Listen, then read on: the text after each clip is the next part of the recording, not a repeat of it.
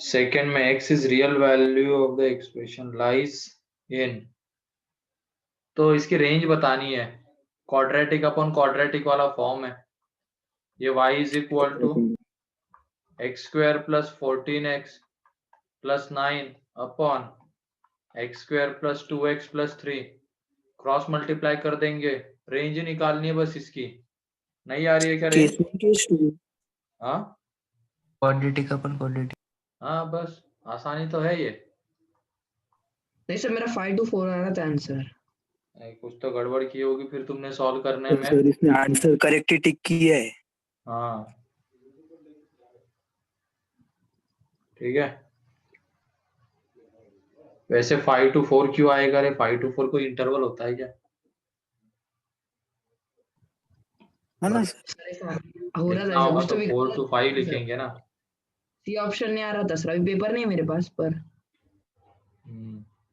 फिर उसके बाद थर्ड, Yes, sir.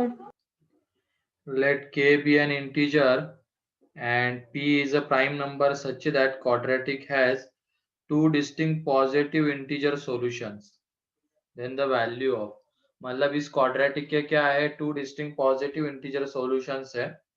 ठीक है, तो ये है एक तरीके से, ये दोनों जो रूट्स आएंगे वो कैसे होने चाहिए, पॉजिटिव। और वो इक्वेशन क्या है, x square plus k x plus p is equal to 0। ठीक, तो यहाँ पे इसके रूट्स मान लो अल्फा बीटा है, तो ये alpha plus beta is equal to यहाँ पे आ जाएगा -1 minus k, and alpha into beta आ जाएगा पी। और ये पी क्या है, यहाँ पे प्राइम नंबर है। ठीक है, p प्राइम नंबर है, तो तुम बताओ अब ये दो इंटीजर का प्रोडक्ट आ रहा है प्राइम नंबर, तो इसका मतलब क्या होगा, इनमें से एक रूट क्या होना चाहिए, इसमें इनमें से एक वैल्यू क्या होनी चाहिए, 1 होनी चाहिए ना, क्योंकि दो इंटीजर का प्रोडक्ट प्राइम नंबर है, तो इसका मतलब, और दो पॉजिटिव इंटीजर्स का प्रोडक्ट, अल्फा बीटा पॉजिटिव है, इनका प्रोडक्ट प्राइम नंबर है, तो इनमें से कोई एक 1 होना चाहिए। तो अल्फा इज इक्वल टू 1 ले लो, तो beta is equal to P आ जाएगा। अब अल्फा इसका रूट है तो इसको क्या करेगा, सेटिस्फाई, तो हो गया। तो यहां से p प्लस के इज इक्वल टू कितना आ जाएगा, -1, और वहां पे minus times of p plus के पूछा है तो 1। ठीक है सर, इतना छोटा सा था। हाँ, fourth, fifth, sixth, Yes, sir. Sir 6। हाँ सिक्स्थ में देख लो, smallest positive integral value of a for which the equation has 3 real roots, और वो equation 8x cube minus ax square plus bx minus 1 is equal to 0, इसके क्या है, 3 real roots है, alpha beta gamma. Smallest positive integral value of a for which the equation has 3 real roots in gp, तो ये alpha beta gamma gp में है, तो ये देख लो, इनको हम क्या लेंगे, a by r, a and a r, क्योंकि इनका प्रोडक्ट करने की हमें जरूरत है, यहाँ पे प्रोडक्ट लेना पड़ेगा, तो ये अल्फा ए नॉट ले लो सर, हाँ ए नॉट ले लो क्योंकि उधर भी ए ना। अच्छा, ए नॉट कैपिटल ए ले लेते, उससे बढ़िया कैपिटल ए। तो यहाँ पे देख लो, यहाँ पे प्रोडक्ट ऑफ रूट्स मतलब ये क्या हो जाएगा, a by r into a r, कितना आएगा बताओ इक्वेशन से, अल्फा बीटा गामा 1/8 आएगा। ठीक है, तो ये 1/8, तो यहाँ पे a cube is equal to 1/8 हो जाएगा, तो a इज इक्वल टू 1/2 आ जाएगा। ठीक है हाँ सर, ये आ गया। अब उसके बाद क्या बोला गया है, smallest positive integral value of a for which this has roots. फिर उसके बाद सम ऑफ रूट्स करेंगे, तो a by r plus a plus a r, तो ये तो 1/8 आएगा, ये a बाई 8 है ना, ये देख लो ये a बाई 8 आएगा, और ये a बाहर आ जाएगा, यहाँ पे कैपिटल है, तो यहाँ पे 1/r plus 1 plus r is equal to, ये कितना आ जाएगा यहाँ पे ये जब हम करेंगे तो ये आ जाएगा a/8 और ये 1/2 है तो यहाँ से 1/r plus r plus 1 is equal to a/4 ये आ जाएगा। इसको मान लो ये फर्स्ट है। फिर उसके बाद ये बताओ तुम, ये r प्लस 1/r कहाँ से कहाँ तक वैरी करेगा, इसकी हम रेंज निकाल लेंगे। इसको एक अलग से फंक्शन मानो तुम, क्योंकि हमें a की स्मॉलेस्ट वैल्यू बतानी है ना। a को तो हम r के टर्म्स में लेके आ गए, अब यहाँ पे इसकी रेंज निकाल लेते हैं। तो इसको मान लो ये y है और वो y कितना है 1/r प्लस r। इसकी रेंज निकाल लेते हैं पहले हम। और रेंज निकालने का तरीका क्या है, यहाँ पे ये 1 plus r square upon r, तो एक तरीके से ये क्वाड्रेटिक अपॉन लीनियर वाला फॉर्म है, क्वाड्रेटिक अपॉन लीनियर। ठीक, और क्वाड्रेटिक अपॉन लीनियर की रेंज हम कैसे निकालते, क्रॉस मल्टीप्लाई वगैरह करते हैं। बस x की जगह पे r आ रहा है, इतना डिफरेंस है, बाकी कुछ नहीं है। तो आर स्क्वायर, तो ये r square minus y into r plus 1 is equal to 0। अब यहाँ पे r तो रियल होगा, तो इसका मतलब इसका जो d होगा वो ग्रेटर देन और इक्वल टू 0। तो वाई स्क्वायर माइनस 4 यहाँ से क्या आने वाला है, ग्रेटर देन और इक्वल टू 0। तो y minus 2 y plus 2 greater than और इक्वल टू 0।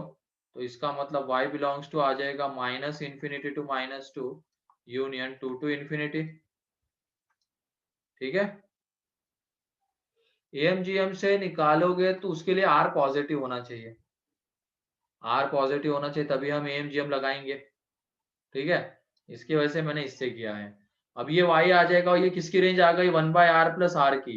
अब इसमें 1/r प्लस r की ये रेंज आ गई, इसका मतलब ये लेस देन और इक्वल टू -2 है और r plus 1/r greater than और इक्वल टू 2 है। हमें क्या चाहिए था, इसमें +1 करना है। तो देख लो +1 जब करेंगे तो 1/r plus r plus 1 less than और इक्वल टू -1 और r plus 1/r plus 1 is greater than और इक्वल टू 3 आ जाएगा। तो इसका मतलब ये किसके इक्वल है, अब ये a/4 के इक्वल है। तो यहाँ पे देख लो a/4 लेस देन और इक्वल टू -1 और a/4 ग्रेटर देन और इक्वल टू 3। तो यहाँ से a लेस देन और इक्वल टू -4, यहाँ से a ग्रेटर देन और इक्वल टू 12। और इसमें हमें बोला क्या गया है, smallest positive integral value of a, तो कितनी दिख रही है तुम्हें, 12 हो गया।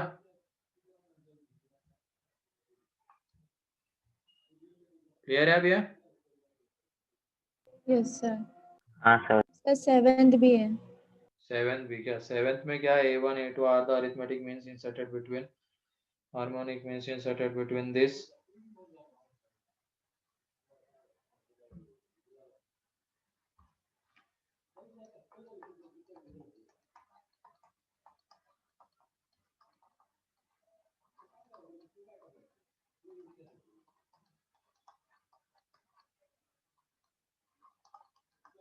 सर इसमें थोड़ा लंबा कैलकुलेशन आ रहा है। हाँ, तो यहाँ पे ये तो आ जाएंगे, ये किसमें है, यहाँ पे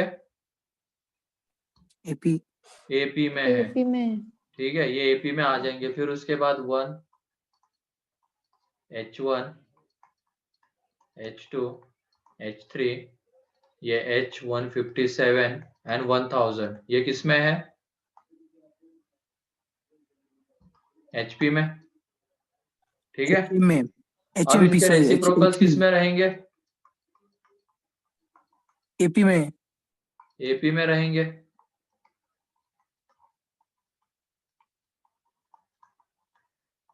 ये 1/1000 ये AP में रहेंगे।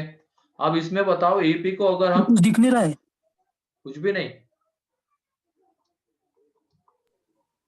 अभी दिख रहा है सर। अभी दिखा। अभी दिख रहा है सर, हाँ, बहुत देर बाद दिख रहा है सर। अच्छा एक मिनट, आवाज तो आ रही है ना।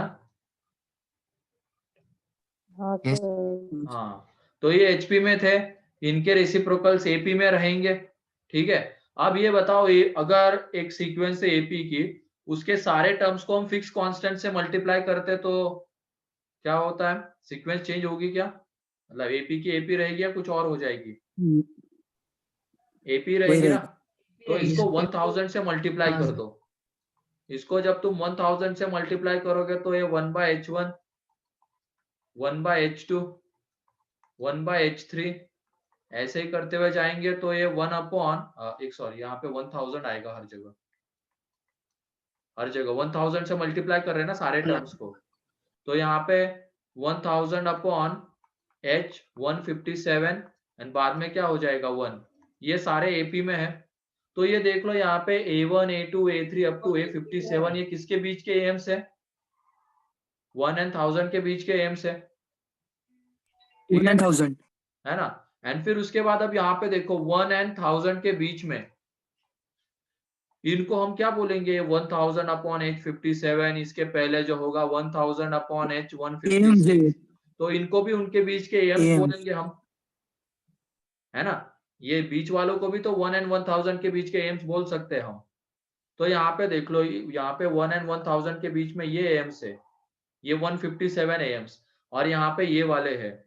और अगर 157 एम्स हम इंसर्ट कर रहे हैं इनके बीच में, तो जो 1 के जस्ट बगल में आ रहा है, जैसे ये A1 एंड ये वाला, ये दोनों की वैल्यू सेम रहेगी, ये दोनों सेम ही रहेंगे ना, क्योंकि किसी भी दो नंबर्स के बीच में अगर हम दो हाँ सर एम्स कौन इंसर्ट से करते दो? हैं, जैसे इसके बीच में 1 and 4 के बीच में हमने 2 and 3 इंसर्ट किया, सर तो तुम स्क्रीन इसको बहुत ऐसे लैग हो लिखो रही है। या तुम ऐसे लिखो, बात तो बराबर है ना।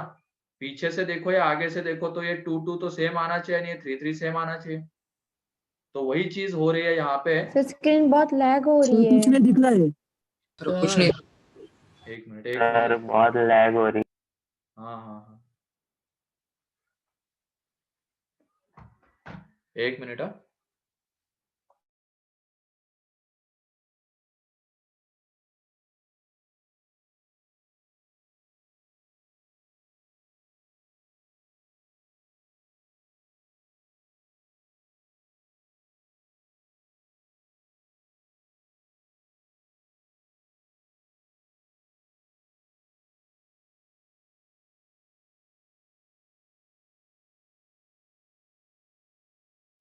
आवाज आ रही है अब?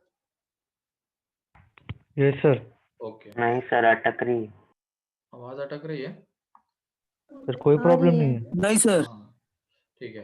तो यहाँ पे मैं क्या बताना चाहता था, कंसेप्ट कौन सा है, अगर मान लो 1 and 4 के बीच में तुमने 2 3 ये एम्स इंसर्ट किया, तो ये एपी में है। अगर तुम इसको उल्टा लिखेंगे तो यहाँ पे भी तो ये 2 and 3 को 1 and 4 के एम्स बोलेंगे।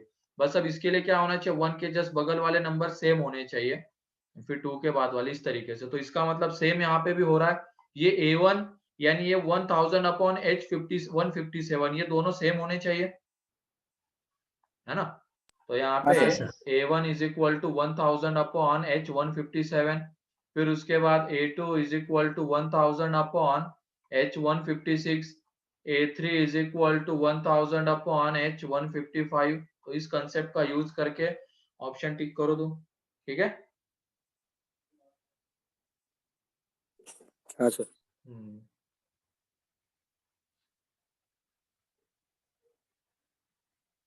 फिर उसके बाद 9th 10th 11 12 yes sir. 12th में देख लो क्या कहा गया है, सीक्वेंस ऑफ, ये तो मॉड्यूल का क्वेश्चन है, कंप्रीहेंशन। चलो मॉड्यूल अपने डिस्कस नहीं हुई तो कोई दिक्कत नहीं, आज कर लेंगे। तो यहाँ पे है 2n+1 terms, first 2n+1 terms are in AP. यहाँ पे टोटल 4n+1 टर्म्स है, उसमें से 2n+1 terms are in AP. तो मान लो एपी की फर्स्ट टर्म ए है, कॉमन डिफरेंस डी है, तो यहाँ पे ये a+2d थर्ड टर्म आ जाएगी। ऐसे ही 2n+1 नंबर की टर्म निकालोगे तो ये 2n इंटू डी, ठीक है। तो ये 2n+1 नंबर की टर्म आएगी। एंड फिर उसके बाद क्या है, यहाँ पे कुछ कॉमन डिफरेंस इज 2। अच्छा, कॉमन डिफरेंस 2 है, इसका मतलब यहाँ पे डी भी गिवन है हमें, ये कितना है, कॉमन डिफरेंस 2 है, तो a+2 a+4, ऐसे ही a+2n इंटू 2, तो ये a+4n आ जाएगा। ये 2n नंबर की टर्म्स, ये सारे के सारे एपी में है, ठीक है, 2n+1 टर्म्स है ये। फिर उसके बाद बोला क्या गया है यहाँ पे, last 2n+1 terms are in GP. तो ये देखो, first 2n+1 terms and last 2n+1 terms, ये पहले वाले एपी में है, बाद वाले जीपी में है, सर ये लेकिन यहाँ पर 4n+1 टोटल टर्म्स टर्म्स है। 4n+1 है, तो इसका मतलब क्या रहेगा? सर 4n+2 रहेंगे ना टोटल टर्म्स? नहीं नहीं नहीं, 4n+1 ही है, तो इसका मतलब क्या रहेगा ये बताओ तुम। सर वापस जो पूछो एपी ना। की लास्ट टर्म कॉमन है, रहेंगे। जो एपी कौन की सी? लास्ट टर्म है वही जीपी की फर्स्ट टर्म होगी। हाँ सर। बोल सकते हैं ना सर, तभी तो ये पॉसिबल हो पाएगा। अगर मान लो तुमने फर्स्ट 2n+1 टर्म्स एपी में एंड बाद वाले टर्म्स जीपी में ले लिए 2n+1 टर्म्स, तो यहाँ पे टोटल टर्म्स कितने होने चाहिए? 4n+2, लेकिन यहाँ पे तो 4n+1 ही टर्म्स है। तो इसका मतलब जीपी की फर्स्ट टर्म एंड एपी की लास्ट टर्म, तो ये वाला, तो यहाँ से यहाँ तक एपी में है एंड फिर यहाँ से आगे 2n+1 टर्म्स ये किसमें है? जीपी में है। ठीक है, सर ये नहीं समझा। क्या? ये आपने जो आपने किया ना टोटल टर्म्स, वहां से नहीं समझा। ठीक है, ये नहीं समझा क्या? अगर मान लो तुमने यहाँ पे 2n+1 टर्म्स, ये फर्स्ट 2n+1 एपी में एंड बाद वाले 2n+1 टर्म्स जीपी में ले लिए, तो यहाँ पे टोटल कितने टर्म्स है? 4n+2, 4n+2, लेकिन दिए कितने हैं? 4n+1। +1। तो इसका मतलब क्या रहेगा? एक टर्म इंटरसेक्शन, मतलब एक टर्म दोनों में कॉमन है। तो वही ना, तो यही वाली तो टर्म होगी वो कॉमन, एपी की लास्ट टर्म मतलब एंड सर जीपी इसके की फर्स्ट टर्म। तो सर इस इसके बाद तरीके, 2n टर्म्स रहेंगी ना? हाँ, तो ये 2n+1 टर्म्स जीपी में, यहाँ से यहाँ तक इस एरो के नीचे वाले लिख रहा हूं मैं, और ये यहाँ से यहाँ तक एपी में। और जीपी का जो कॉमन रेशियो है वो है यहाँ पे 1/2। तो ये देख लो, अगली जो टर्म आएगी ये फर्स्ट टर्म रहेगी जीपी की, तो 1/4n इंटू 1/2। फिर उसके बाद a+4n इंटू 1/2 स्क्वायर। ऐसे ही लास्ट तक जाएंगे तो यह आ जाएगा a+4n इंटू 1/2 की पावर 2n। 2n। ठीक है, 2n+1 टर्म्स है। अब उसके बाद यहाँ पे और क्या बोला गया है हमें? Middle term of AP and GP are equal. तो यहाँ पे अगर 2n+1 टर्म्स है तो उसमें मिडल टर्म कौन से नंबर की होगी बताओ? n। n नहीं, सोच समझ के बताओ थोड़ा सा। 2n+1/2। 2n, हाँ। पागल हो गए हो तुम लोग, थोड़ा सा सोचो तो। 2n+1। 2n+1। 2n+1 sir. n+1 number की टर्म मिडल टर्म होगी, ठीक है? n+1 नंबर की टर्म मिडल टर्म होगी, तो उसमें tn+1 टर्म देख लो पहले में, एपी की tn+1 टर्म निकाल रहे तो ये आ जाएगी a+n इंटू, मतलब n+1 -1 इंटू 2 आने वाला था d। सर आप एपी की बोले क्या? हाँ एपी की बोले क्या आप? हाँ, एपी की, ठीक है। अरे सर ये वापस, सर ये n+1 क्यों रहेगा? अरे बेटा मिडल तुम टर्म। पहले ये देखो, 5 टर्म्स है तो उसमें से मिडल टर्म कौन सी रहती है? 3 3। +1 करके तो इसको डिवाइड कैसे करेंगे। लिखेंगे हम? 5+1 3। अपॉन 2 हाँ लिखेंगे। सर। यहाँ पे ये और हाँ। 2n+1 टर्म्स मतलब एक करके। ऑड नंबर है, उसमें एक मिडल टर्म होगी, उसको कैसे लिखेंगे? ऐसे, तो ये देखो n+1 आ जाता है, ठीक है। समझ गया सर। तो यहाँ पे ये वाली मिडल टर्म आएगी एपी की। अब ये देखो जीपी में भी वही सेम चीज होगी, इसमें भी 2n+1 तो इसकी n+1 टर्म, इसकी फर्स्ट टर्म क्या है? a+4n एंड इसका जो कॉमन रेशियो 1/2, तो इसकी पावर में ये आ जाएगा। ये दोनों इक्वल है, तो यहाँ पे a+2n is equal to a+4n into 1/2 की पावर n, तो यहाँ से a निकाल लो, ठीक।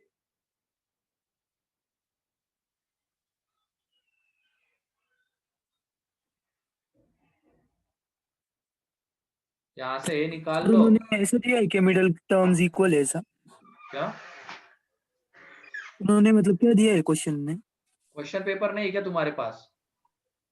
सर नहीं है अभी। और फिर डिस्कशन किस सर बात का ग्रुप पे कर रहा हूँ मैं? भेजिए, तुमने ही तो बोला था पेपर डिस्कस करना है। सर ग्रुप पर भेजा है जीएनएन सर ग्रुप ने। पर भेजा है सर। ग्रुप पर भेजे हैं ना सर। तो वही देख लिया करो ना फिर तुम लोग, और डिस्कशन तुम ही बोलते हो डिस्कशन पेपर का करना है, और पेपर तुम्हारे पास नहीं है। देख लिया करो थोड़ा सा, हमें इस चीज के बारे में पूछा गया है। और यहाँ पे ये एपी की मिडल टर्म है, जीपी की मिडल टर्म सेम गिवन है। चलो नेक्स्ट। फिर उसके बाद 13, 14, 15, 16, 17, 18.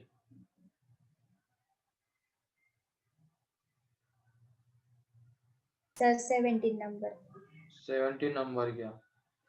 ये तो वैसे अपने मॉड्यूल का लग रहा है मुझे, इस तरीके का है ये। इसमें क्या है, अल्फा बीटा दो रूट से अल्फा लाई कर रहा है 1 एंड 2 के बीच में, तो 1 2 एंड 3 यहाँ पे अल्फा। तो इसमें क्या होना चाहिए, एक तो d ग्रेटर देन 0 तो होना चाहिए, इक्वल टू नहीं हो सकता क्योंकि 2 बीच में आ रहा है। फिर उसके बाद यहाँ पे f(1) पॉजिटिव होना चाहिए, f(3) पॉजिटिव होना चाहिए एंड f(2) ये निगेटिव होना चाहिए। नेगेटिव। ठीक है, ये होना मस्ट है यहाँ पे। ठीक, एंड उसके बाद ये -b/2a जो है वो लाई करना चाहिए 1 एंड 3 के बीच में। तो यहाँ पे 5 चीजों का इंटरसेक्शन है, इसका, इसका, थर्ड का, फोर्थ का एंड फिफ्थ का। तो ये ले लो, तुम आंसर मिल जाएगा। ठीक, ओके सर फिर फर्स्ट पैराग्राफ, सेकेंड पैराग्राफ।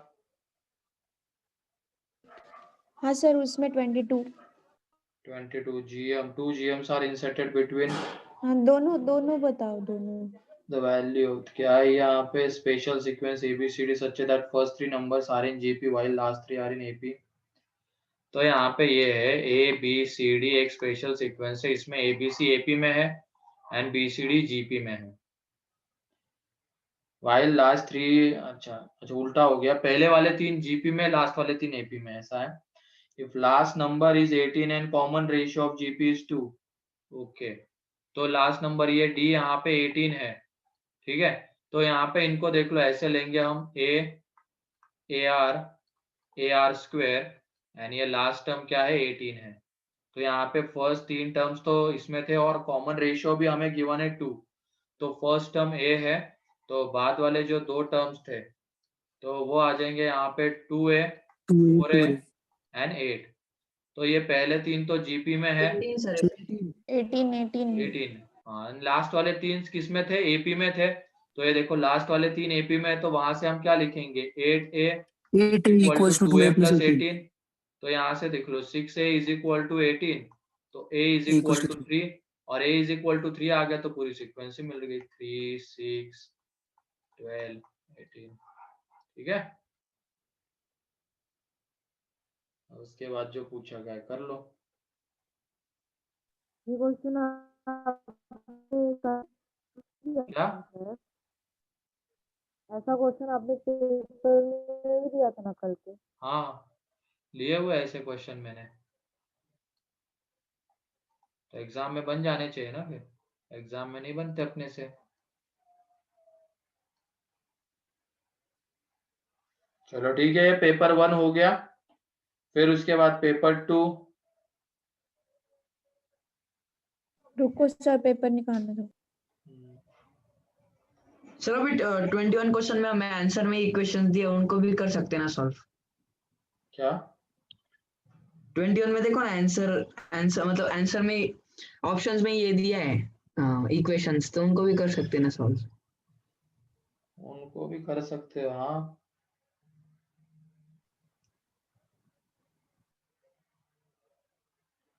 उसके बाद paper 2 first, second, third. Sir रुको ना सर 1 मिनट अभी तक पेपर नहीं निकला तुम्हारा, जल्दी करो। हाँ बोलो यश, कौन सा है?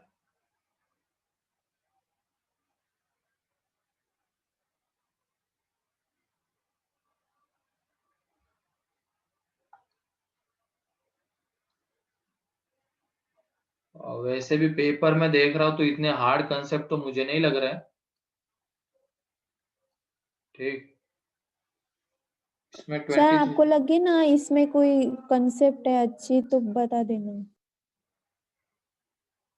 तो ये लग ही नहीं रहा मुझे, देखे देखे लग रहा है सारे क्वेश्चन या तो मॉड्यूल में है क्लास में ज्यादातर क्वेश्चन ऐसे हैं, कुछ कुछ कैलकुलेटिव है, उसको कोई नहीं। 23 नंबर का 23 कहाँ पे है?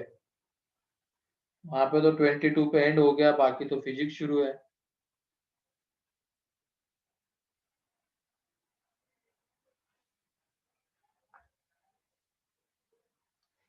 ठीक है, इसमें अब फर्स्ट देखो अपन ने क्लास में किया हुआ है इस तरीके का क्वेश्चन। सेकंड डिफरेंस कांस्टेंट आता है, तो ये तो बन जाना चाहिए था फर्स्ट। फिर उसके बाद second sum of n terms of the series, ये एपी में if 3 consecutive terms are removed from the, ये भी इस तरीके का तो मिल ही जाएगा। थर्ड, फिर फोर्थ आउट है क्या? Yes sir. हाँ, वॉइस बहुत ब्रेक हो रही है, ख्याल से नेटवर्क प्रॉब्लम मेरे तरफ से तो नहीं लग रहा है कुछ।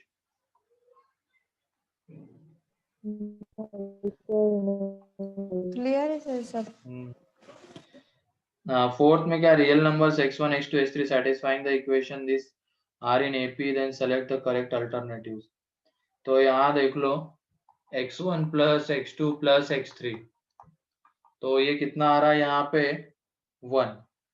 फिर उसके बाद x1 x2 x2 x3 x3 x1, यह आ जाएगा यहाँ पे alpha, N x1 x2 x3 यह आ जाएगा यहाँ पे माइनस बीटा।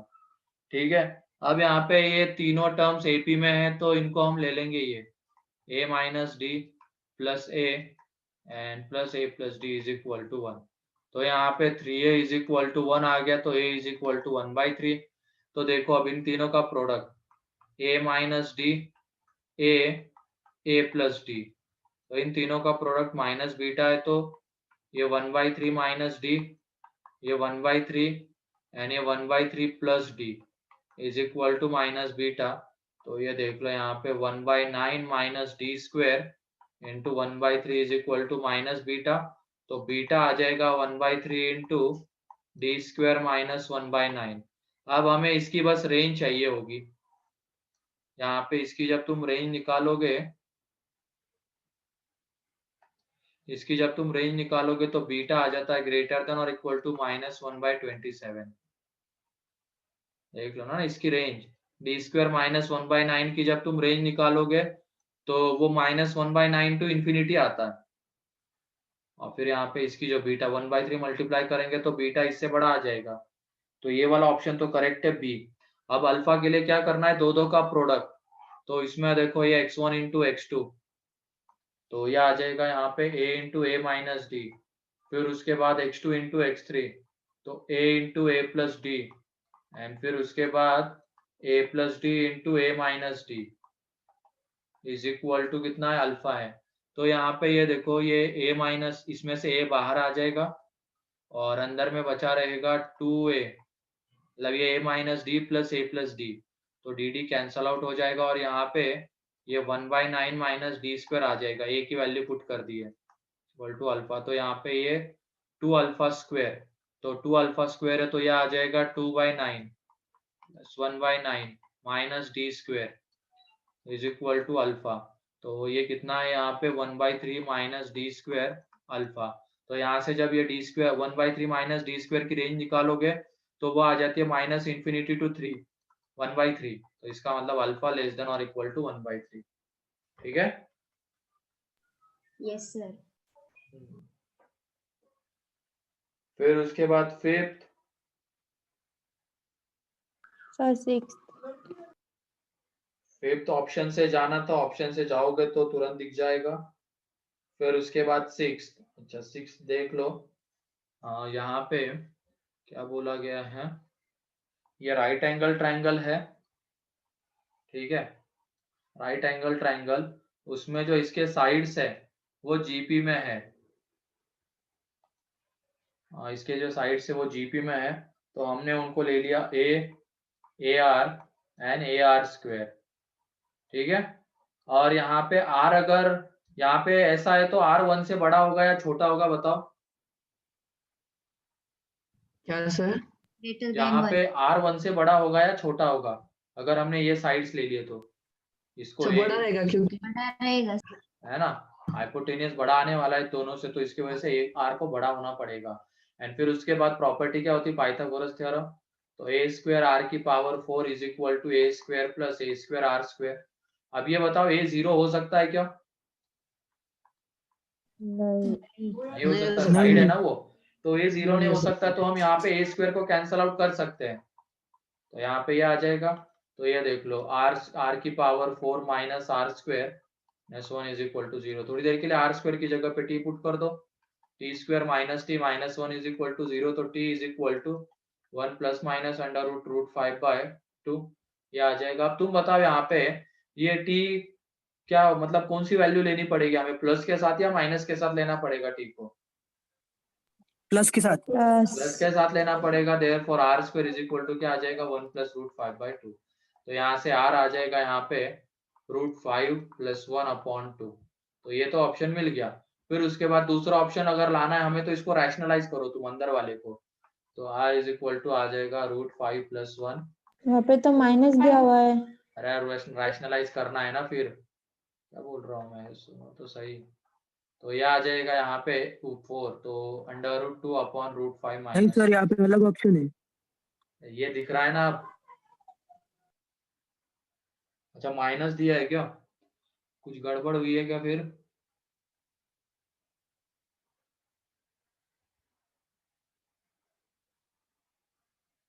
अच्छा एक मिनट, ये तो आर है ना, ये तो आर आ गया है हमें, लेकिन पूछा क्या गया वो तो देखो, टेंजेंट ऑफ स्मॉलेस्ट एंगल। तो इसमें बताओ स्मॉलेस्ट एंगल कौन सा रहेगा, मतलब ये मान लो ये थीटा है, ये θ1 है यानी ये θ2 है, तो कौन सा θ2। एंगल स्मॉलेस्ट रहेगा? θ2। θ2 रहेगा, हाँ सर। ठीक है θ2, क्योंकि angle opposite to smallest side is smallest angle, तो यहाँ पे θ2 स्मॉलेस्ट रहेगा। तो हमें पूछा गया है tan θ2, टेंजेंट मतलब tan होगा, तो यहाँ पे tan θ2 पूछा गया है, तो वो आ जाएगा a/ar, तो वो हो जाएगा 1/r, इसका मतलब 1/√5 प्लस 1/2, ठीक है।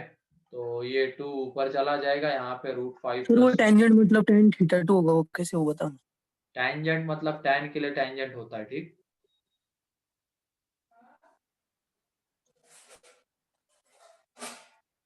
कोसेकंट बोलते उसको, ठीक है, लेकिन उसका शॉर्ट फॉर्म कोसेक किया हुआ है, ऐसे टेंजेंट का tan होता है। सर ये तो बताया नहीं। 7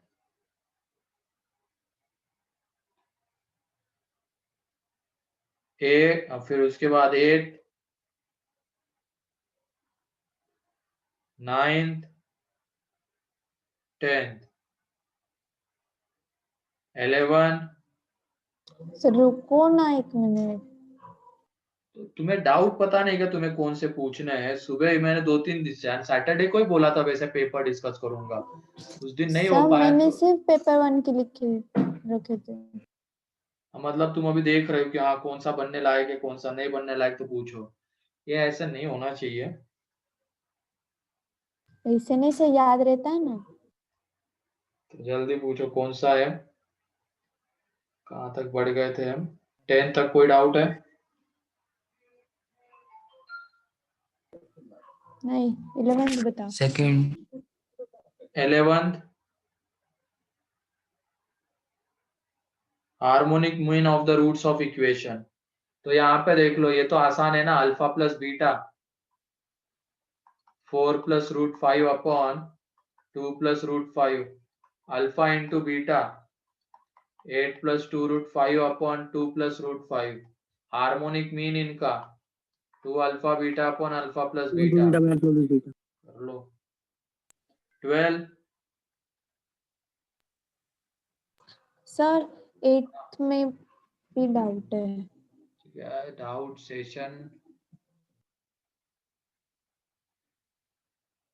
कुछ तब भी समझ में नहीं आते ना, सॉल्यूशन के साथ गिवन रहते हैं तब भी। और ये सिंगेज के हाँ, डाउट सर। तुम अलग से पूछ लिया करना, वो क्लास में तो नहीं, मैं नहीं बताऊंगा, व्हाट्सएप पे मुझे भेज दिया करना, वहां में तुम्हें हिंट बता दिया करूंगा उन क्वेश्चंस की।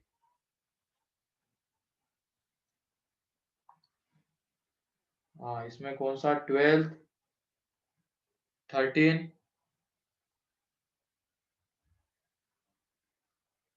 14, 15, 16, 15 में क्या है? सर P and Q इसमें से वैल्यूज ले रहा है, then the number of equations from having real roots. तो इसका मतलब यहाँ पे क्या होना चाहिए? Q square minus 4p greater than और इक्वल टू 0 होना चाहिए। एंड पी क्यू किसमें से वैल्यूज ले रहे हैं? Taking values between 1, 2, 3, 4। तो ये देखो, अगर p की जगह पे हमने 1 ले लिया तो ये आ जाएगा क्यू स्क्वायर माइनस 4d। तो इसको अगर ग्रेटर देन और इक्वल टू 0 होना है, तो इसको अगर ग्रेटर देन इक्वल टू 0 होना, तो क्यू क्या होना चाहिए? 2, 3 ग्रेटर या देन और 4। Equal to 2। ठीक है, तो इस तरीके से ये वाले 3 इक्वेशंस बनेंगे। जब हमने p को 1 ले लिया तो रियल रूट्स आने वाले ऐसे कितने इक्वेशंस? 3, क्योंकि q की हमें 3 वैल्यूज मिल रही है उसके करस्पॉन्डिंग। q या तो हम 2 ले सकते हैं, 3 ले सकते हैं या 4 ले सकते हैं। बस हमें क्या ध्यान रखना, रियल रूट्स मतलब b ग्रेटर देन और इक्वल टू 0 होना चाहिए। अगर p की जगह पे हमने 2 ले लिया तो ये आ जाएगा क्यू स्क्वायर माइनस 8। तो तुम बताओ यहाँ पे q की जगह पे क्या क्या ले सकते हैं हम लोग? 3, 4। 3 and 4। फिर उसके बाद p की जगह पे 3 ले लिया तो d is equal to Four. Q square minus से कितना आ जाएगा? 12। तो q की जगह पे बस 4 हम ले 4 सकते ले हैं। सकते हैं। एंड अगर p की जगह पे 4 ले लिया तो ये आ हम्म। जाएगा क्यू स्क्वायर माइनस 16। तो q की जगह पे भी 4। तो ऐसे कितने हम्म। इक्वेशंस? 3, 2, 5, 2, 7। सर ये वापस बताना सर, मैं डिस्कनेक्ट हो गया था। यहाँ पे रियल रूट्स हमें चाहिए, इस तरीके से पी एंड क्यू की वैल्यू सेलेक्ट करनी है इसमें से। ठीक है, और जितनी पॉसिबिलिटीज होगी उतने इक्वेशंस बनेंगे। तो शुरुआत कहाँ से करना? p की वैल्यू तुम पुट करो। p की वैल्यू हम 1, 2, 3, 4 में से ले सकते हैं, तो 1 ले ली तो d कितना आएगा? Q square minus 4। अब हमें ये ग्रेटर देन और इक्वल टू 0 चाहिए, तो q की वैल्यू क्या ले सकते हैं हम? तुम बताओ। 1 2, ले 3, सकते हैं 4। क्या? नहीं, तो 2 ले सकते हैं क्या? ले सकते हैं। 2 के लिए d 0 हो जाएगा तो रियल रूट तो आएंगे। 3 ले सकते हो, 4 ले हाँ, सकते हो। तो इस तरीके से 3 इक्वेशंस यहाँ से मिलेंगे। फिर ऐसे ही p इज इक्वल टू 2 के लिए 2 इक्वेशंस, क्योंकि 2 वैल्यूज आ गई। p इज इक्वल टू 3 के लिए क्योंकि एक ही वैल्यू तो एक इक्वेशन, और यहाँ से एक इक्वेशन। तो ऐसे टोटल पॉसिबिलिटीज कितनी है? 7 इक्वेशंस की। 16। Yes, sir. 16 में अब आइडेंटिटी FOM2 की ये है यहाँ पे 225 a square plus 25 b square 9 c square. तो इसको हम इस 50, ये क्या है यहाँ पे? 45 ab, फिर उसके बाद माइनस 15 bc एंड माइनस 45 सी है। 45 ac। एक मिनट, 75 है ये। यहाँ पे 45 ac इज इक्वल टू 0। तो ये देख लो यहाँ पे 15a का स्क्वायर, 5b का स्क्वायर एंड 3c का स्क्वायर। इसको हम लिखेंगे 15a इंटू 5b, इसको हम लिखेंगे 5b इंटू 3c, एंड इसको लिखेंगे 15a इंटू 3c। तो एक तरीके से दिख रहा है क्या?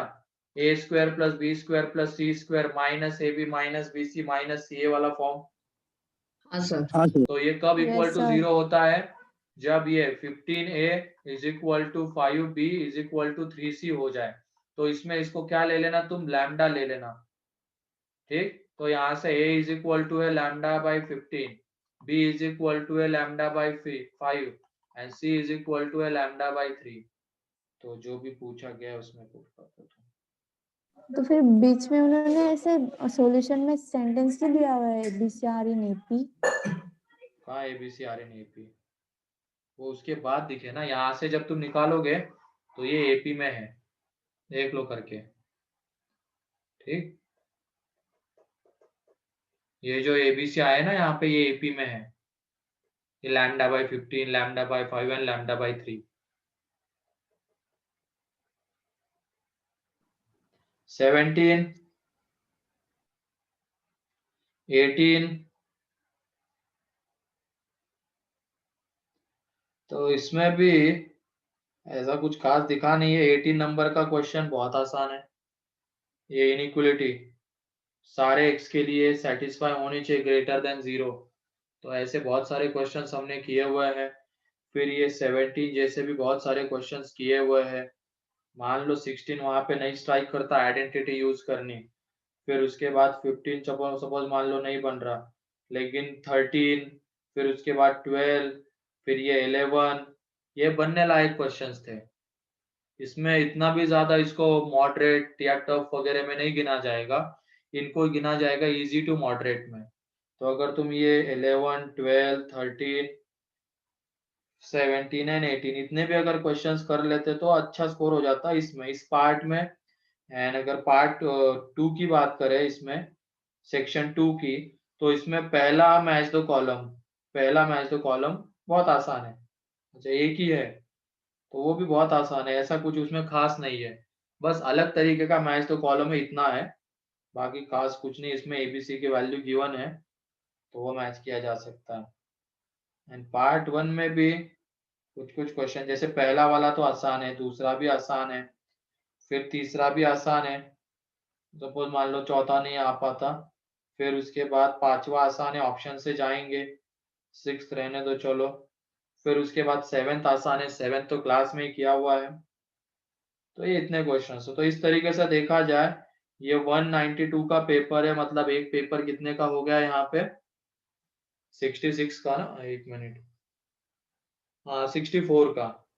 तो इसमें से 30 to 40 स्कोर हो जाना चाहिए था एक पेपर में, पेपर 2 में। अगर सही में तुमने रिवाइज किया ढंग से तो इतना तो स्कोर 30 to 40 स्कोर इजीली आ जाता मैथ्स में। सर एक पेपर 192 का था। हाँ, ये पेपर 2 है 192 का, तो इसमें से मैथ 64 का हुआ ना, तो इसमें से इतना स्कोर तो इजीली किया जा सकता था। ठीक है, अगर तुम रेगुलर पढ़ते, रिवाइज करते प्रॉपरली, तो बहुत इजीली इतना स्कोर हो जाता। और अगर पेपर 1 में मान लो 30, तो टोटल स्कोर तब भी मैथ्स में 60 to 70 स्कोर हो जाना चाहिए था। ये तो मैं मिनिमम की बात कर रहा हूँ। ठीक है, ध्यान रखना आप आइंदा से।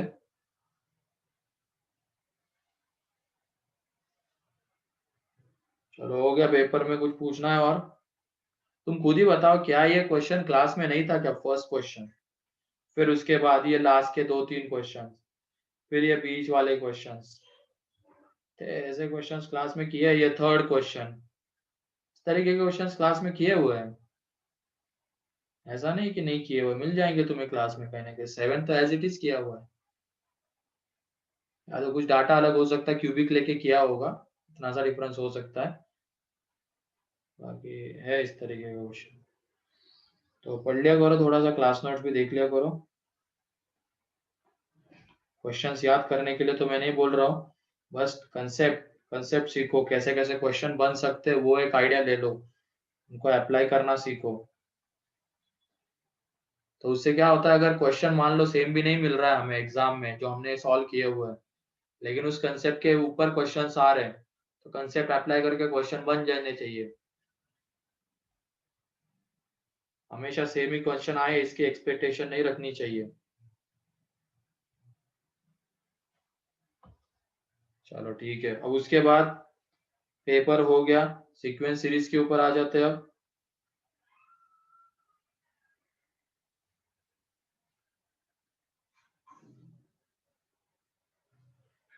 एलेवेंथ सीक्वेंस सीरीज, इसमें मेरे ख्याल से एक्सरसाइज 1 हो गया था, एक्सरसाइज 2 सर पार्ट पार्ट 2 1। बचे हैं, हाँ, मैच दो कॉलम बचे हैं। मैच द कॉलम चलो एंड में कर लेंगे। ये यहाँ पे एक्सरसाइज 2 पार्ट 1, मेरे ख्याल से इसमें भी कुछ क्वेश्चंस अपने हो गए थे, कहाँ तक हुए थे बताओ? नहीं हुए थे सर। कुछ भी नहीं हुआ था क्या? नहीं तो चलो ठीक नहीं है, सर। तो इसमें फर्स्ट, सेकंड, हाँ, फर्स्ट कौन सा?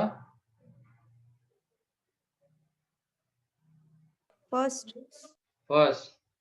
फर्स्ट में जब भी ऐसा कुछ होता है, ये x1 upon x1 plus 1, x2 upon x2 plus 3, x3 upon x3 plus 5, तो इसको इक्वल टू लैम्डा ले दिया करना ऐसे क्वेश्चन में। तो x1 is equal to lambda x1 plus 1, तो यहाँ से x1 is equal to 1 upon 1 minus lambda. ऐसे x2 इज इक्वल टू, एक मिनट, यहाँ पे भी लैम्डा है तो लैम्डा अपॉन ये आ जाएगा lambda into x2 plus 3 lambda. तो यहाँ से जब x2 निकालेंगे तो वो 3 लैम्डा अपॉन 1 माइनस लैम्डा। फिर ऐसे x3 निकालेंगे तो वो 5 लैम्डा अपॉन 1 माइनस लैम्डा। तो तुम बताओ ये x1 x2 x3 किस में दिख रहा है? AP। इसमें अगर मान लो ये x1 x2 x3 को तुम ऐसे देखो, ये 1 इंटू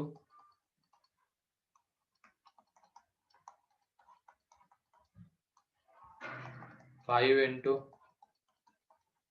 तो ये 1 3 5 7 ये एपी में है। और इनको अगर हम एक फिक्स कांस्टेंट से मल्टीप्लाई करते हैं lambda upon lambda 1 minus lambda, तब भी वो सीक्वेंस एपी ही रहेगी। तो इस तरीके से वो एपी है।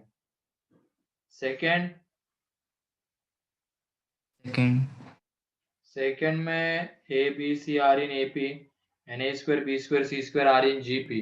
तो एग्जाम में आया था ये। तो यहाँ पे ए, इसको ऐसे ले लो तुम, A B C are in AP. अब हमें A plus B plus C given है, तो ये A minus D A and A plus D, ये ले लेंगे 3 टर्म्स हम, ठीक है। अब उसके बाद ये देखो हमें इनका सम गिवन था, इसका मतलब A minus D A and A plus D is equal to 3/2, ये गिवन है। तो यहाँ से 3a इज इक्वल टू 3/2, तो a इज इक्वल टू 1/2 हो जाएगा, कैपिटल ए।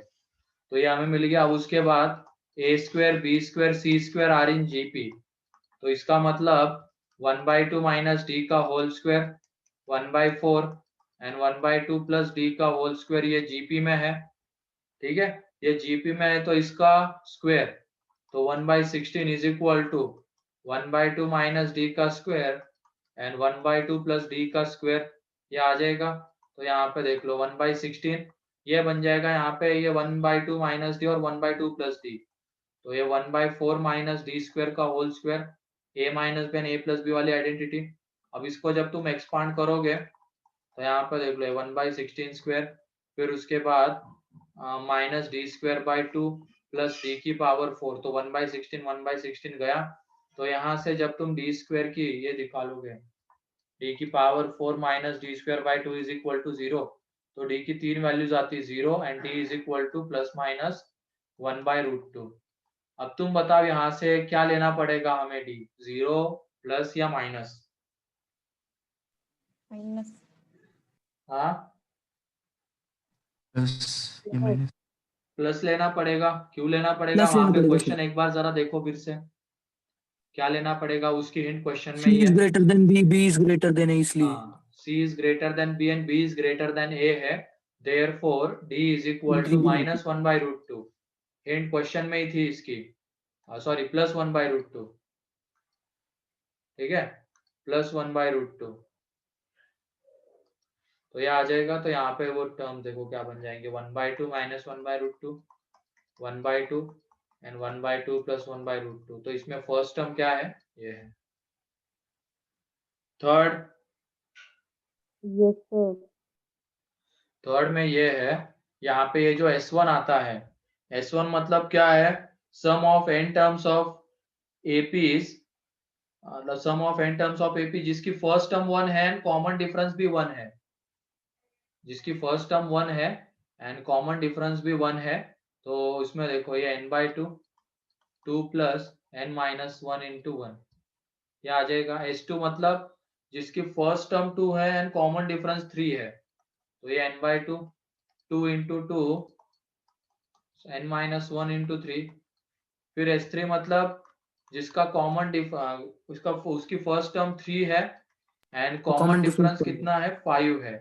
तो ऐसे ही कहाँ तक जा रहे, P तक जा रहे, तो n/2 2 इंटू P एंड ये n-1 इंटू 2P-1 आ जाएगा, इसका कॉमन डिफरेंस ये रहेगा। ठीक है। अब इन सबका एडिशन है, तो इन सबका जब तुम Solution enter. एडिशन करोगे S1 plus S2 plus S3 up to SP, सब में से n/2 बाहर आएगा क्योंकि सब में n/2 है। फिर उसके बाद ये 2b और अंदर वाले 1 2 3 4 अप टू p मल्टीप्लाई हो जाएंगे, तो यहाँ पे ये मिलेगा हमें 1 plus 2 plus 3 up to p। फिर उसके बाद n-1 बाहर, अंदर में क्या बचा रहेगा, ये 1 plus 3 plus 5 up to 2p-1। तो इनका सम निकालना है बस।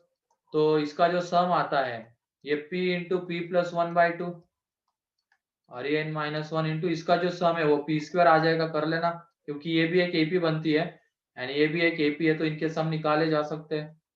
तो ये निकाल लिए तो ये आ जाएंगे, यहाँ पे 2 गया, इसमें से देखो p बाहर आ जाएगा, तो np/2 और अंदर में बचा हुआ है p+1 n-1 इंटू p। थोड़ा सा सिंप्लीफाई कर लो, आंसर आ जाएगा। ठीक है, Yes, sir.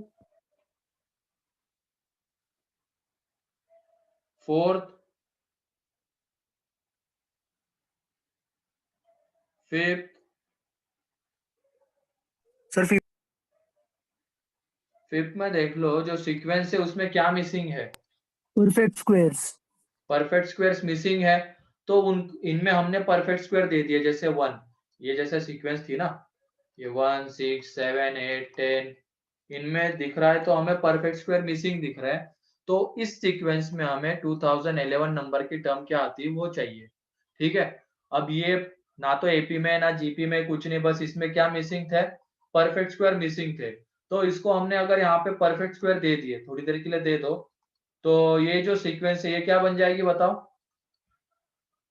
AP AP. AP. अब इसकी 2011 नंबर की टर्म क्या आएगी, 2011. 2011 आ जाएगी, लेकिन ये तो इस सीक्वेंस की हो गई ना, हमें तो इसकी चाहिए। तो यहाँ पे बताओ 2011 तक कितने स्क्वायर्स हमने ऐड किए होंगे, कितने नंबर ऑफ स्क्वायर्स, थोड़ा सा सोच समझ के बताओ, कितने नंबर ऑफ स्क्वायर्स हमने ऐड किए होंगे 2011. 2011 तक। उसके 2011 के पहले किसका स्क्वायर आता है वो देख लो बस। 2010. गधे, स्क्वायर कौन से नहीं नंबर का नहीं नहीं, स्क्वायर सुनिए उसके सर आसपास सुनिए. आता है वो बोल रहा हूँ मैं। जैसे हमने यहाँ पे स्क्वायर्स ऐड किया ना 1 4, फिर उसके बाद ये 6 7 8 9 कर दिया ऐड, फिर 16, ये ऐड किया हुआ है ना नंबर सब सीक्वेंस एपी में लाने के लिए। तो ये 1600 क्या? हाँ 1600 आएगा. थोड़ा सा सोच समझ और आगे बढ़ो ना, 1600 40 का ही तो स्क्वायर आता है क्या उसके, आगे बढ़ो। हाँ. 45 का स्क्वायर कितना आता है, 2025. 25 इंटू 25 मतलब 25 आता है, ये बड़ा हो जाएगा थोड़ा सा, है ना। सर 2025. 2025 आता है. हाँ 2025 आता है, वैसे ये बड़ा हो जाएगा, तो इसके पहले तक कितने नंबर्स के स्क्वायर आ जाएंगे, 44, है ना। हाँ. इसके पहले 44 नंबर के स्क्वायर्स आ जाएंगे, लेकिन हमने ये 44 यहाँ पे दे दिए है 44 नंबर के स्क्वायर्स, तो ये 2011 ये जो आएगा ये 2011 नंबर की टर्म आ जाएगी। लेकिन अगर हमने यहाँ से स्क्वायर हटा दिए तो क्या हो जाएगा, क्या ये 2011 नंबर की टर्म रहेगी क्या, 44 अरे पहले ये पोजीशन बताओ, ये की जरूरत 2011 नंबर की टर्म रहेगी क्या उस केस में, नहीं.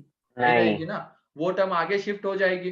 अगर हमने ये स्क्वायर्स जब दे दिए तो ये वाली 2011 नंबर की टर्म है, लेकिन जो हमें इसकी बात करनी है तो ये हमें कब मिलेगा, जब हम इसमें से स्क्वायर हटा देंगे।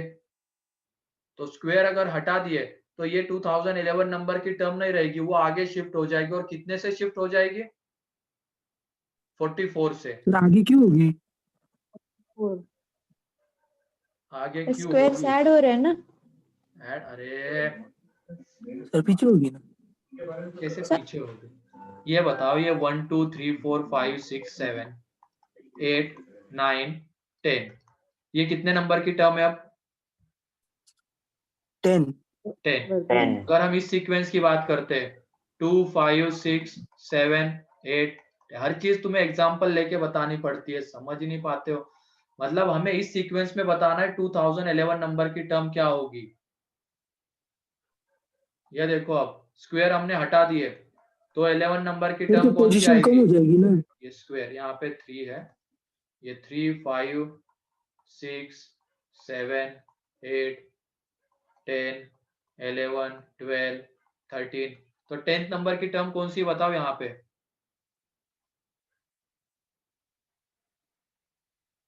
13 13 13 आ रही है ना, तो वो आगे शिफ्ट हुई या पीछे शिफ्ट हुई है अगर हमने स्क्वायर हटा दिए तो? आगे सर पीछे अरे गधे, अभी भी तेरे को पीछे ही लग रहा है।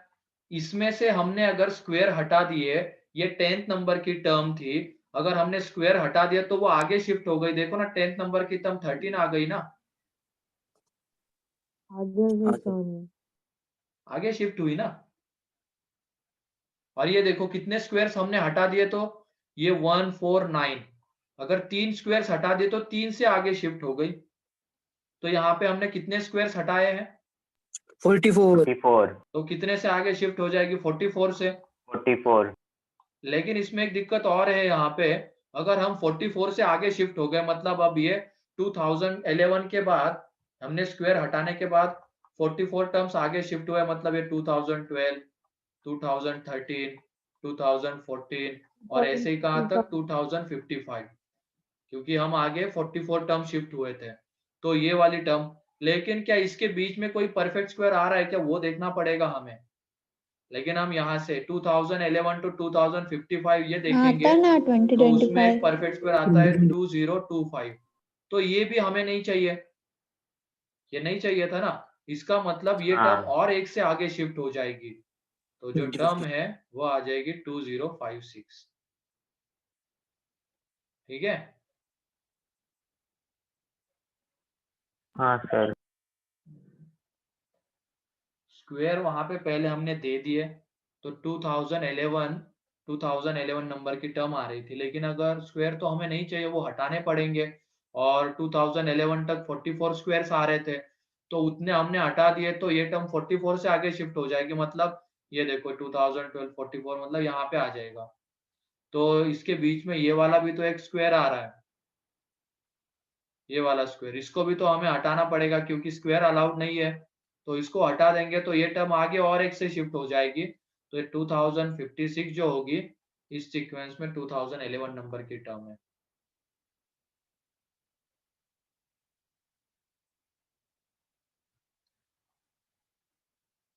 फिर उसके बाद 6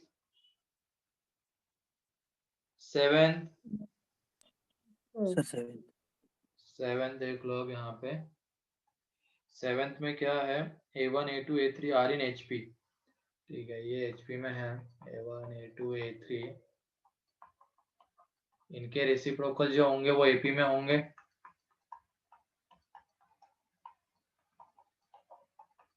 ये AP में रहेंगे, ठीक है। फिर उसके बाद यहाँ पे f ऑफ k क्या गिवन है, summation r from 1 to n, यहाँ पे ar माइनस ak। ठीक है, अब f ऑफ 1 देख लेते क्योंकि हमें f ऑफ 1 f ऑफ 2 क्या आता है उसकी बात करनी है।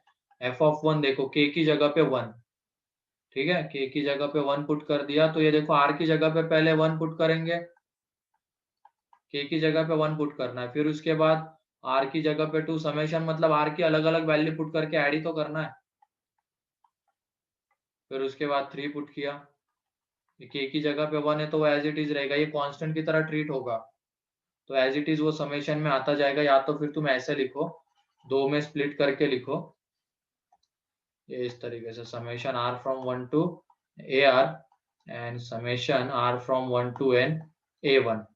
तो ये देख लो, इसमें ये a1 plus a2 plus a3 up to an, और यहाँ पे आ जाएगा minus n times of a1। तो ये जो माइनस n टाइम्स ऑफ ये आ रहा है, और तुम इसको ये कर लेना, ये जो है ना इसको थोड़ी देर के लिए लैम्डा ले लेना, ये a1 plus a2 up to an को लैम्डा n इंटू a1 आ जाएगा। फिर ऐसे अगर f2 की हम बात करेंगे, f2 में देख लो क्या हो जाएगा, यहाँ पे 2 आ जाएगा बस, और समेशन में तो वही रहेगा r from 1 to n ar, summation from r to n a2 आ जाएगा बस यहाँ पे। तो ये a1 plus a2 up to an तो है ही, यहाँ पे बस क्या हो जाएगा minus n times of a2। तो इसको थोड़ी देर के लिए लैम्डा ले लो, तो lambda into n into a2, lambda minus n into a2। तो ऐसे ही f3 बताओ क्या आ जाएगा, lambda minus NA3। n into a3। f4 अगर बात करेंगे हम, lambda minus n into a4, यह आ जाएगा। ऐसे आगे बढ़ते हुए चले जाएंगे, ठीक। अब उसके बाद हमें बताना ये a1 upon f1, a2 upon f2, an upon f1 ये किस में रहेंगे, ठीक है। तो पहले तो तुम ये बताओ, यहाँ पे ये f1 अपॉन a1 करेंगे हम, तो ये lambda minus n into a1 upon a1 आ जाएगा। तो ये देख लो lambda upon a1 minus n, फिर f2 अपॉन a2, तो ये lambda minus n into a2 upon a2, तो ये आ जाएगा lambda upon a2 minus n। फिर उसके बाद f3 अपॉन a3, तो lambda minus n into a3 upon a3, तो यहाँ पे lambda upon a3 minus n, ये आता जाएगा। हमें क्या पता है 1 bye a1, 1 bye a2, 1 bye a3 ये किस में है, ये AP में है। तो इन सबको तुम लैम्डा से मल्टीप्लाई कर दो, तो सीक्वेंस किस में रहेगी, AP में ही रहेगी। AP में ही रहेगी, ठीक है। A3 ये AP में ही रहेगी। अब सब में n माइनस कर दो, हम ये लाना चाहते हैं, यहाँ पे सब में n माइनस करोगे तो सीक्वेंस क्या रहेगी, AP में ही रहेगी। AP में ही रहेगी, मतलब ये सारे टर्म्स AP में रहेंगे।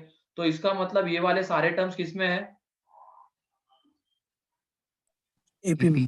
AP में, AP। मतलब ये वाले भी सारे AP में है, लेकिन क्वेश्चन में इनके रेसिप्रोकल्स दिए गए हैं तो वो किस में आएंगे, HP में। HP HP। में। HP। हाँ तो ये सब करना पड़ेगा यहाँ पे। 8 नंबर का, ये सर हाँ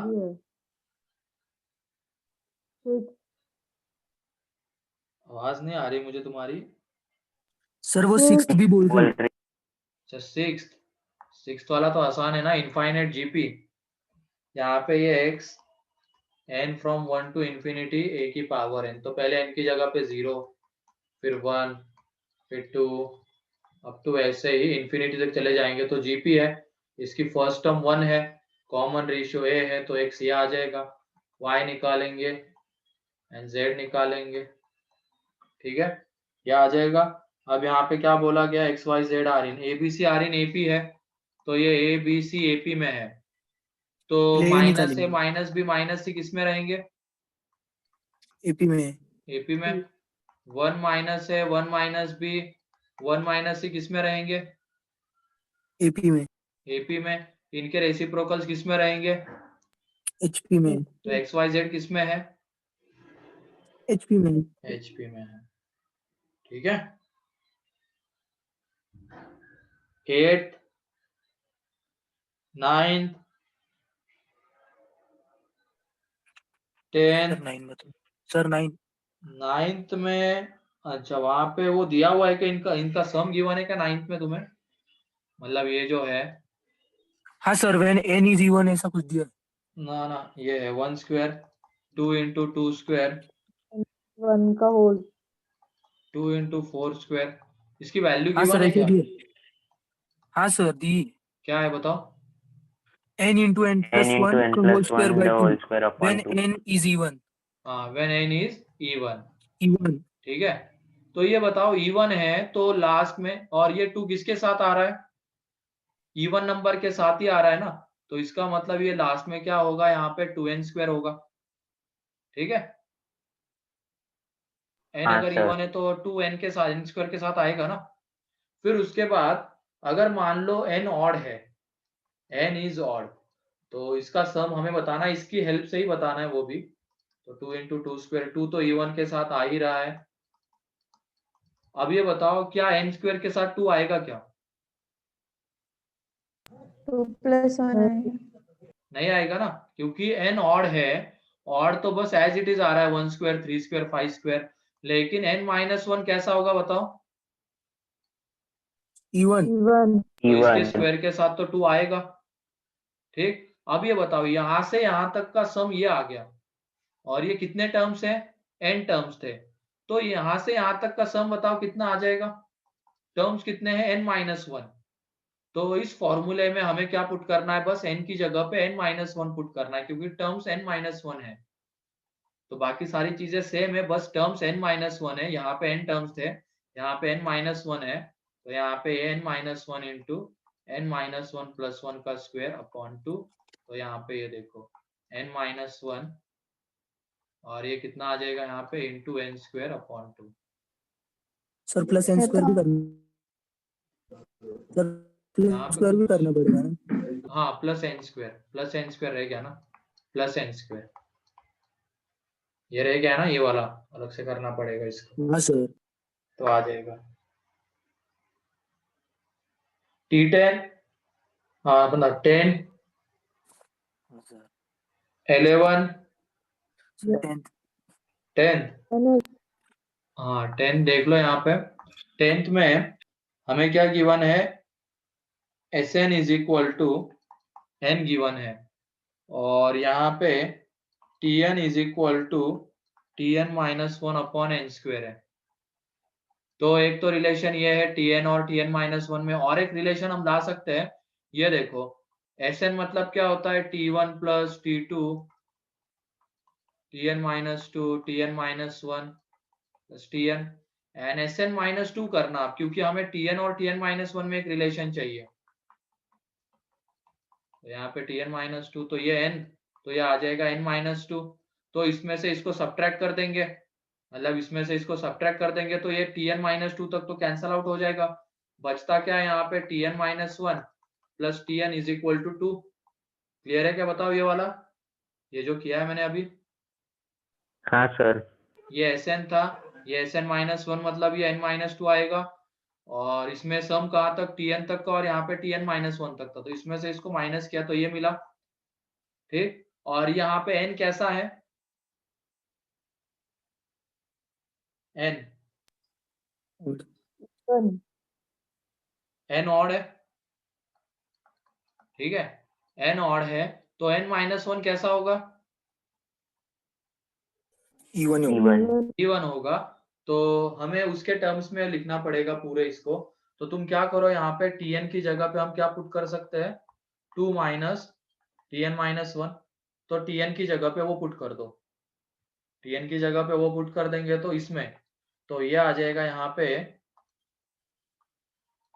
2 माइनस Tn-1, यहाँ पे Tn-1 अपॉन n स्क्वायर, तो ये 2n square minus n square into Tn-1 and Tn-1, तो यहाँ से Tn-1 आ जाता है 2n square upon 1 plus n square. तो यहाँ पे ये n-1 कैसा था, इवन। इवन। तो n-1 को रिप्लेस कर देना तुम किससे, m से, क्योंकि हमें क्या पूछा गया है m, जहाँ की m कैसा है, जहाँ पे m इज इवन, ये पूछा गया था ना, तो n-1 भी इवन है, तो उसको हम m से रिप्लेस कर देंगे, तो ये देख लो यहाँ पे m आ जाएगा, तो n की जगह पे हमें क्या पुट करना पड़ेगा, m+1। m+1, तो ये देखो 2 into sir m second plus step एक बार फिर से बताओ ना, पिछले पेज की, क्या, पिछले पेज की सेकंड स्टेप। कौन सी, ये वाली, नहीं सर, दूसरी वाली। ये, हाँ सर। अरे Sn मतलब फर्स्ट n टर्म्स का सम, तो Sn-2 मतलब किसका टर्म्स रहेगा, फर्स्ट 2n-1 टर्म्स, n-2 का सम्स, फर्स्ट n-2 तो टर्म्स का फिर सम। आपने राइट में क्यों मतलब 2 से माइनस किया, राइट में भी क्या, वो n में से भी 2 क्यों माइनस किया? n में से 2 का माइनस किया, अरे अगर n Sn में सम n है तो Sn-2 में क्या आ जाएगा, n-2 ही तो आएगा सम, हाँ सर। ये बोल रहा हूँ, n की जगह पे n-2 ही पुट करना पड़ेगा ना हमें, अभी तो Sn-2 n-2 के इक्वल, तो इसमें से इसको सब्ट्रैक्ट किया, ये आ गया, तो Tn इज इक्वल टू ये उसमें पुट कर देंगे, तो यहाँ से ये आ जाएगा Tn-1, लेकिन हमें तो m के टर्म्स में बोला गया आंसर लिखना, m इवन है, n-1 भी इवन है, तो वहां से n is equal to m+1 put कर देंगे आंसर। फिर उसके बाद 11th, यस सर। 11th में भी गिवन इसका यूज करना है, जो गिवन चीज है। अब उसका देखो यूज कैसे करेंगे। ये जो 1 है इसको लिख देना 2004 माइनस 1 इंटू 2003। फिर उसके बाद ये जो 2 है उसको हम लिख सकते हैं, एक मिनट ऐसे लिखना, वरना 1 स्क्वायर का यूज करना है ना।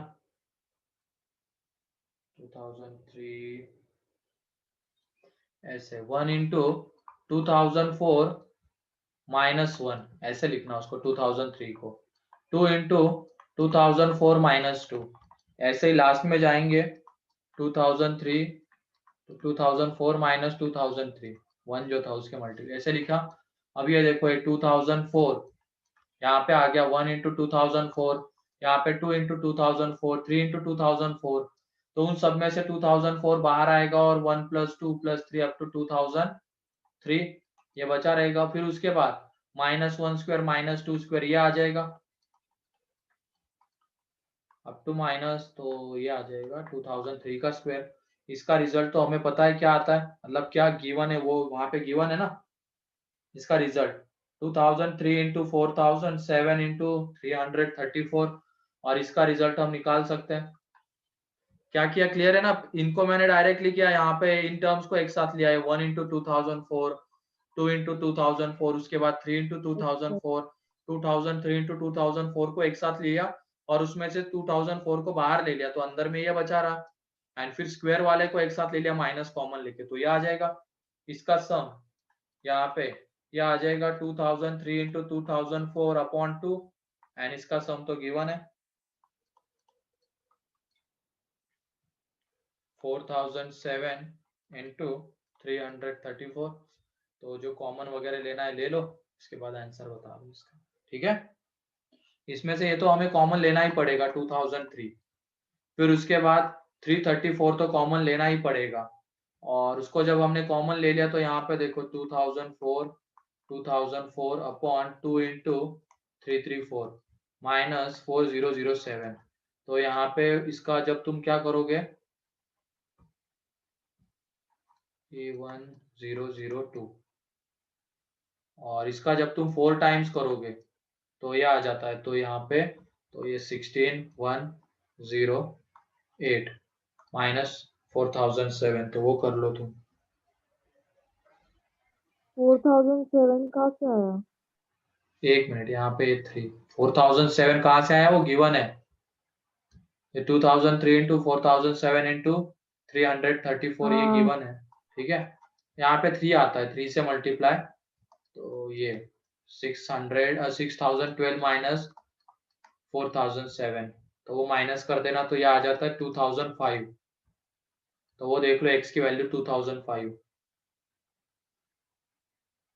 12 13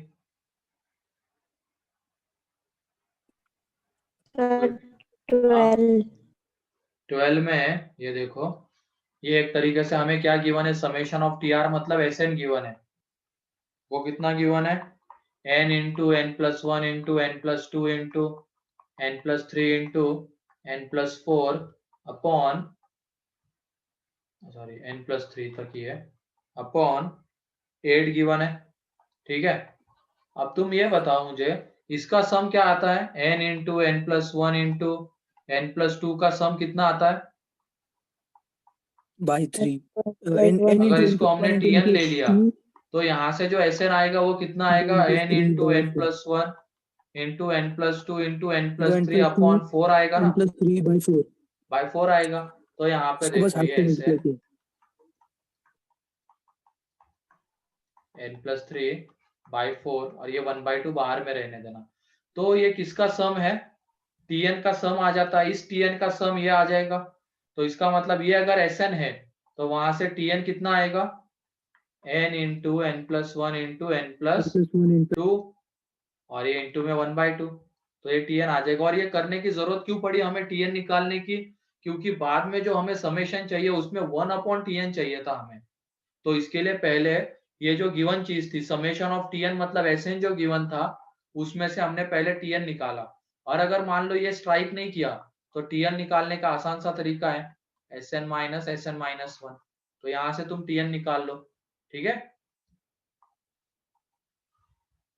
कोई भी एक चीज यूज करो, या तो अगर ये रिजल्ट तुम्हें वहां पे स्ट्राइक कर गया कि हाँ इसका सम ये आता है, तो इसका बस उल्टा कर देना है। मान लो ये स्ट्राइक नहीं किया तो टीएन निकालने के लिए क्या एसएन माइनस सम, तो यहाँ से ये टीएन आ जाएगा। अब हमें सम किसका पूछा गया है, इसके रेसिप्रोकल का, डिफरेंस मेथड। तो ये देखो यहाँ पे जो हमें सम पूछा गया था उसमें ये आ जाएगा 2/n into n+1 into n+2, और इसको अब Difference डिफरेंस method. फॉर्म में हमें कन्वर्ट करना पड़ेगा, वीएन मेथड, ठीक है। हाँ सर। 13 और Yes, कोई sir. क्या 13th. 13 में जो इसमें बहुत सारे क्वेश्चंस ऐसे हैं, जैसे ये वाला क्वेश्चन यहाँ से शुरू होता है, वो 9, 10, 10, 13, मतलब जो गिवन चीजें हैं वहां पे उसी का यूज करके आंसर बताना है हमें। तो 13 में भी देख लो, ये 1/1 स्क्वायर, 1/2 स्क्वायर, 1/3 स्क्वायर, ये आता है यहाँ पे π²/6, ठीक है। अप टू इन्फिनिटी जा रहे हैं तो π²/6। और जो हमें सम चाहिए था उसमें क्या मिसिंग है बताओ, स्क्वायर का रेसिप्रोकल। ठीक है। इसमें इवन स्क्वायर वाला स्क्वायर मिसिंग है ना, इवन वाला 1/2 स्क्वायर, 1/4 स्क्वायर, तो क्या करेंगे हम उसमें उसको ऐड कर देंगे। और अगर ऐड कर दिया तो बाद में क्या करना पड़ेगा हमें, सब्ट्रैक्ट भी करना पड़ेगा, क्योंकि वैल्यू चेंज नहीं होनी चाहिए। तो यहाँ पे 1/4 स्क्वायर, 1/6 स्क्वायर से चलता जाएगा। इसका सम बताओ कितना है, ये इन्फिनिटी तक जा रहा है तो इसका सम कितना गिवन है, π²/6. π²/6, ठीक है। π²/6 गिवन है, तो वो तो π²/6 है। यहाँ पे ये 1/2 स्क्वायर, 1/4 स्क्वायर, 1/6 स्क्वायर, ये भी अप टू इन्फिनिटी। यहाँ से क्या कॉमन आएगा बताओ ब्रैकेट में से, 1/2 स्क्वायर. 1/2 स्क्वायर मतलब 1/4 बाहर, अंदर में बचा रहेगा 1/1 स्क्वायर, 1/2 स्क्वायर, फिर उसके बाद 1/3 स्क्वायर, ये बचा रहेगा ना, 1/2 स्क्वायर बाहर ले लिया तो अगेन सर। बताओ ये क्या बन गया, π²/6. π²/6, तो हो गया π²/6 माइनस π²/24, यहाँ से आंसर आ जाएगा, ठीक है। हाँ सर. तो इस तरीके से है, तो जो गिवन चीजें रहती है उसका भी यूज करना है। बहुत सारे क्वेश्चंस पार्ट 1 में ऐसे ही थे, गिवन चीजों का यूज करके आंसर बताना था। तो कोई डाउट रह गया अब तो जिन्होंने सॉल्व नहीं किया तो उसको फिर से एक बार देख लेना, तो एक तरीके से तुम्हारी वो 27 तारीख के एग्जाम की तैयारी भी हो जाएगी। सर इसको फिर से सॉल्व किया तो मतलब प्रैक्टिस के लिए फिर से सॉल्व करें ना? हाँ कर लो ना प्रैक्टिस के लिए फिर से सॉल्व, ठीक है। हाँ सर. चलो फिर पढ़ो, अभी थोड़ा सा अच्छे से पढ़ना, प्रॉपर वे में पढ़ना, प्रॉपर स्ट्रेटेजी से पढ़ना, ठीक है। सिर्फ गधों की तरह पढ़ के कोई फायदा नहीं है, मेहनत तो गधा भी करता है, ठीक। तो हम उनसे अलग कैसे हैं, 8-9 लाख बच्चे एग्जाम देते हैं, उसमें से 3-4 लाख बच्चे पढ़ते हैं, तो उनसे हम अलग कैसे हैं ताकि हम टॉप 13,000 में आ जाए। उनसे कुछ ना कुछ अलग तो हमें करना पड़ेगा ना, तभी तो हम आएंगे टॉप 13,000 में। वो जो कर रहे हैं वो तो हम कर ही रहे हैं, उससे अलग भी थोड़ा सा हमें करना पड़ेगा, वो सोचना पड़ेगा, ठीक है। वरना भीड़ में कहाँ गुम हो जाओगे पता भी नहीं चल पाएगा।